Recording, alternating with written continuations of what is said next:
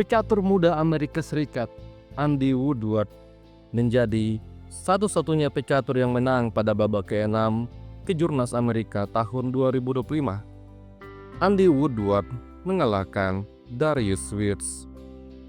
Permainan dimulai dengan D4, setelah D5, kuda F3, E6, G3, B6, lalu C4. Pion makan pion, gajah fianchetto, main triskak, sekaligus ancam pion. Hitam menutup skak dengan kuda. Setelah itu, Andy Woodward mainkan gajah G5, menyerang main trik. Gajah tutup kak, gajah makan gajah, main trik makan gajah. Sampai pada posisi ini, Andy Woodward tidak terburu-buru untuk makan pion. Dia lanjut mengembangkan kuda. Setelah kuda F6, kuda makan pion. Kemudian, Darius Wirtz mengkadet. Pada langkah ke-11, Andy Woodward juga mengamankan rajanya. Dan setelah itu, C5. Pertempuran di center dimulai. Benteng F diarahkan ke D1, benteng F C8, benteng A C1, lalu benteng C7. Persiapan susun benteng. Di sini, Andy Woodward mainkan menteri A3, memberikan ancaman terselubung apabila hitam filak dan memakan pion. Tentu saja, di level elit hal itu jarang terjadi. Di posisi ini, Darius Wirtz lanjut menyusun benteng. Selanjutnya, tantangan pertukaran kuda dan pertukaran gajah dimainkan oleh Andy Woodward. Hitam pertama-tama menukar gajah. Raja makan gajah. Setelah itu, menteri mundur dan Andy Woodward menukar kuda. Maka, kuda makan kuda.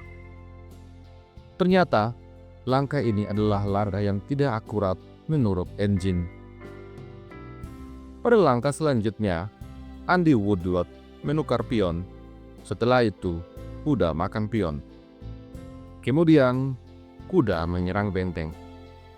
Benteng ke petak D8 mengeroyok kuda bersama menteri, tetapi kuda lari dan menyerang balik benteng hitam. Olehnya itu, benteng disusun di petak D7. Dan selanjutnya, pertukaran benteng tidak terhindarkan. Benteng makan benteng dan B4. Kuda terusir. Kuda kemudian berkelana ke petak E4, mencoba untuk mencari ruang.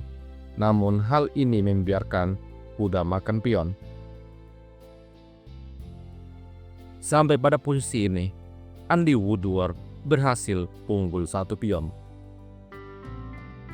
Apabila di posisi ini, menteri coba untuk menyerang kuda bersama benteng, maka langkah ini adalah blunder karena putih punya balasan benteng C8, skakster. Dipastikan hitam tidak akan menang.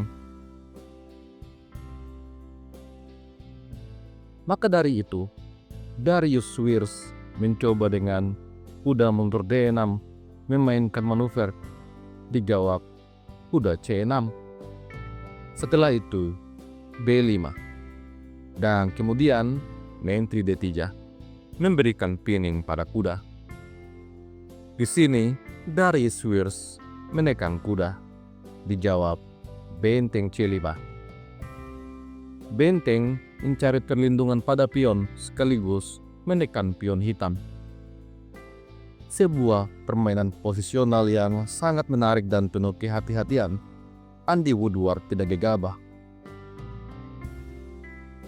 Dari posisi ini, hitam menempatkan kudanya di petak C4. Setelah itu, Andy Woodward memainkan A4, sebuah pengorbanan pion untuk menghilangkan pion penjaga kuda. Tentu saja, pion tidak makan pion. Di posisi ini, Darius Wirtz memainkan langkah tunggu H6. Selanjutnya, pion makan pion. Meskipun memiliki pion susun, kedua pion ini bertanggung jawab untuk melindungi perwira. Sampai pada posisi ini, putih telah unggul 2 pion, dan untuk sementara kuda hitam juga terancam. Maka kuda mundur ke petak B6, siap melompat, tetapi dihentikan oleh pion E4. Benteng kemudian menyerang menteri, namun menteri E3, ancaman tidak langsung pada kuda. Benteng kemudian kembali ke petak B7, lalu Woodward tarik mundur benteng ke petak C3, bersiap bermanuver untuk menguasai lajur D. Darius Weirs kemudian tarik mundur kudanya ke petak D7, berniat untuk mengancam pion, namun Andy Woodward mengabaikan. Benteng D3 ancam kuda. Menteri kemudian jaga kuda, lalu menteri mundur D2, tambahan tekanan pada kuda. Hal ini membuat hitam frustasi dan tidak bisa makan pion. Kemudian hitam mainkan langkah tempo Raja H7 dan benteng ke petak D6, sebuah manuver posisional sederhana namun sangat bermakna. Di posisi ini, Darius Weirs lagi-lagi tidak bisa makan pion karena benteng harus bertanggung jawab menjaga kuda. Oleh karena itu, Weirs mencoba dengan menteri C8, tapi selanjutnya Woodward menyerang benteng. Setelah benteng menghindar, pion maju. Itulah alasan kenapa Andy Woodward menempatkan bentengnya pada petak D6, karena benteng akan gantian menyokong pion. Sampai pada posisi ini, Darius Weirs belum menyerah. Dia coba untuk menyerang balik dengan benteng ancam menteri. Dengan langkah ini, Darius Weirs berharap Andy Woodward membuat kesalahan, misalnya dengan benteng makan kuda, di mana benteng makan menteri, benteng makan benteng. Setidak-tidaknya, permainan belum berakhir. Namun ternyata, pada langkah selanjutnya, Andy Woodward memainkan langkah yang membuat Weirs langsung menyerah. Dan langkah itu adalah B7, serangan balik pada menteri hitam. Sampai pada posisi ini, Darius Weirs menyerah karena 2 pion bebas yang begitu menakutkan telah membuatnya terkunci dan tidak bisa berbuat banyak.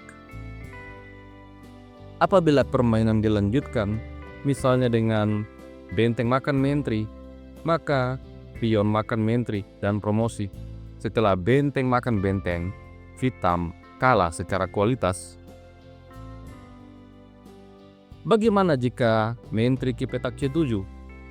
Maka benteng makan kuda. Setelah benteng makan menteri, benteng makan menteri. Lagi-lagi, putih akan menang dengan begitu mudah. Kemungkinan lainnya adalah menteri C3. Jika hal ini terjadi, maka menteri makan menteri. Setelah benteng makan menteri, benteng makan kuda. Putih menang 1 perwira dan sekali lagi pionnya akan langsung promosi. Dan langkah logis lainnya adalah menteri ke petak B8, ancam benteng. Hal ini akan dibalas dengan menteri makan benteng. Kalaupun menteri makan benteng, maka putih punya balasan E5, skakster.